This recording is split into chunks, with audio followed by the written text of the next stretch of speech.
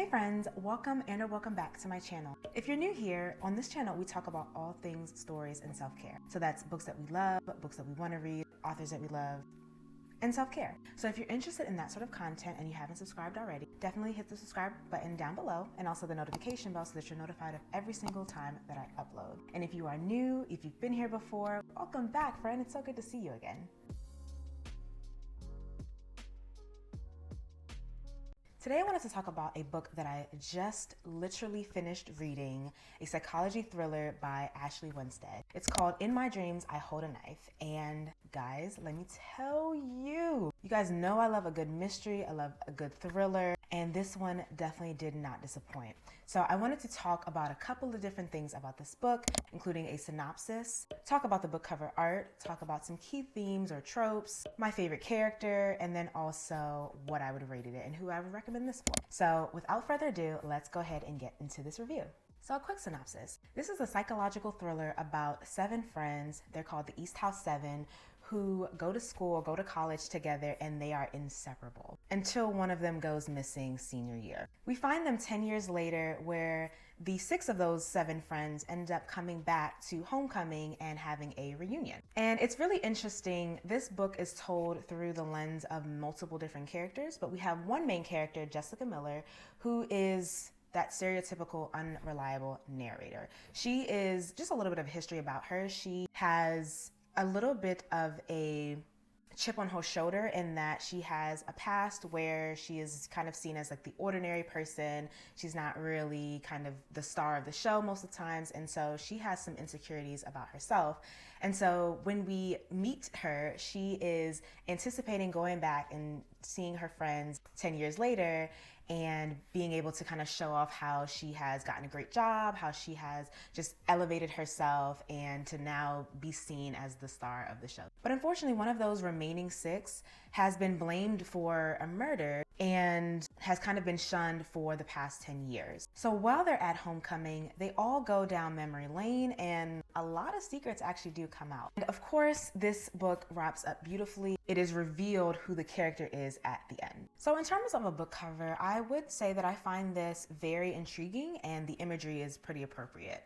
For most psychological thrillers, they are very plain in my opinion. They don't have a lot of detail or a lot of clues into what I guess would end up happening. And so we have a pair of scissors, we have a rope, and one of these objects is related to the book. Let me put it that way. It is very relevant, and that's all I'll say about that. But I think that it is really interesting. When I picked up the cover, I found myself wondering, okay, well, it says, in my dreams I hold a knife, but there's a pair of scissors. So is it one of those things where you're gonna think that the murder weapon was a knife, but it ends up being scissors? Or do you think, is it the opposite? I was really curious to know why it said knife in the title, but then it had a pair of scissors on the cover. So I wonder if it's one of those like misdirection sort of things, or if there is like maybe a tie-in into this particular story. So that's what I was thinking when I picked it up, and I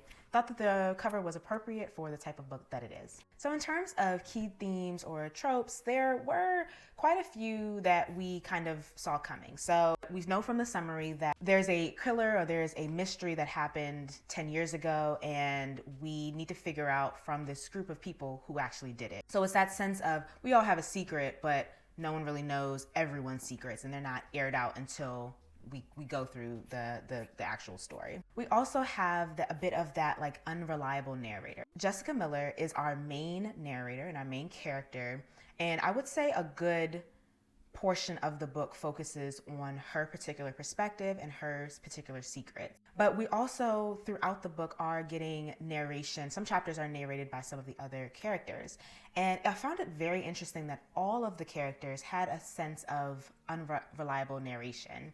There were a lot of secrets that were buried. There were a lot of events that happened that were suppressed intentionally by some of these characters. And so we can't really truly fully understand or know what happened until the very end. It's a very classic thriller trope of unreliable narrator, and we don't find out till then. There was also the trope of having dual timelines and seeing how one character would have a recall of events in the present, they would have a recall of events, and then in the past, you actually go back in the next chapter in the past and see how that actually played out. The characters didn't really know the full story until towards the end, and dual timelines helped the reader to be able to foreshadow and a bit understand who's lying, who's telling the truth, who's omitting things, that sort of thing. And there was also a lot of fast pacing. So we got, appropriate pacing in the beginning where it starts off a little bit slower. Things are what we, appear to seem normal,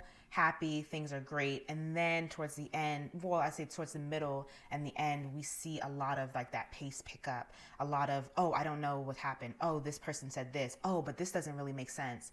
And we saw that fast pacing, which was a classic, you need to have that in a thriller or a mystery. So love to see that in this particular book. So in terms of a fairy character, I hated every single one of these characters. Every single one. When I think about a character, a main character is typically my favorite. The protagonist is usually the one that I'm rooting for. Most people would. I found this main character, I wouldn't really consider her a protagonist, but I found the main character to be incredibly selfish, incredibly flawed in a way that didn't even make sense. Super vain, filled with insecurities that, while understandable, were their actions and how they played out those insecurities were just unbelievably frustrating. I found her very self-centered. I just did not connect with Jessica as a person. And in a certain way, she almost became a villain at certain parts of the story. It was very interesting to see how every single one of these characters were just abysmal people. I hated every single one of them. But I do appreciate that the author gave us this what appeared to be a happy group of people and really developed them and showed how they were actually really toxic individuals, and they were toxic when they were around each other, and they were toxic when they went out into the world. I think the author did a great job in making me hate every single one of these people in this book. For a rating, I rated this a 5 out of 5 stars. I think that the author did a fantastic job. Number one, as a debut novel. And number two, it had all of the makings of what you would need in a really good thriller or mystery. So we have fast pacing or appropriate pacing. We have dual timelines that make sense, are easy to keep up with and follow. We have flawed, but I guess real characters and real people, and we could see those people play out in the real world. And we also had a wrapped up story at the end where everything came together. So you left with a sense of satisfaction of, I didn't know what was going on in chapter 1, I didn't know what was going on in chapter 15, but by the end of the book, I figured it out, and either it made sense or it didn't. So appreciated that. The one thing, if I had to dock any points or percentage points or anything like that, would be I left this book wondering, what did the title have to do with the story?